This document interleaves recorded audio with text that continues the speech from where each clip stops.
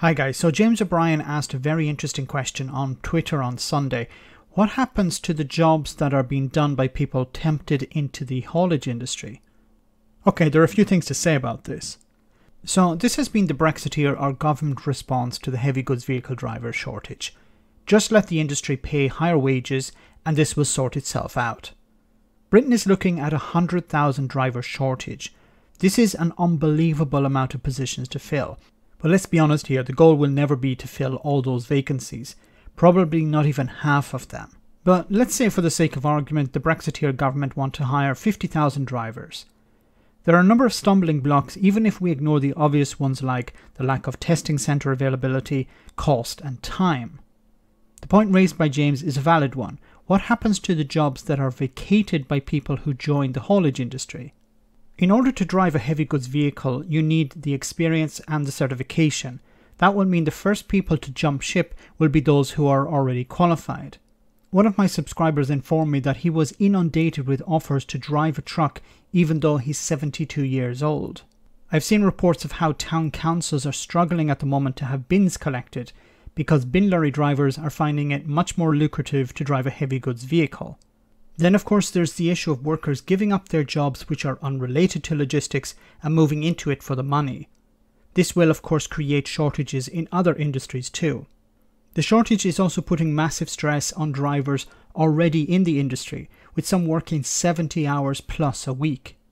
This will undoubtedly result in burnout and absenteeism, which of course will put extra strain on the industry. Something Brexiteers, especially the richer ones, ignore is that all of this comes at a cost to the consumer.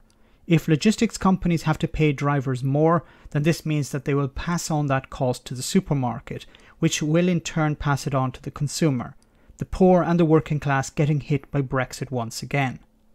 But what about the unemployed? Can we just train them up and get them to drive trucks? Well, the problem with that argument is that training up a driver takes time and money. But what do you do while these drivers are being trained up? It takes months. And when it comes to the cost, is the government, also known as the taxpayer, going to pay for this? Remember, Brexit was supposed to pay for itself. Another problem with this argument is that it assumes that many people who are unemployed want to become drivers. Now, many may be attracted at first by the money, but without knowledge of the job, many will likely leave the industry after they get a taste of it. The very nature of the industry drives many people away from it. Remember, it involves hard work and long hours on your own. It means extended periods of time away from friends and family, not to mention the stress and pressure involved on delivering goods on time. The Brexiteer government doesn't have a solution to the heavy goods vehicle driver shortage. They want the market to fix the problem. Industry has been thrown into the deep end here, and it will struggle to resolve this problem.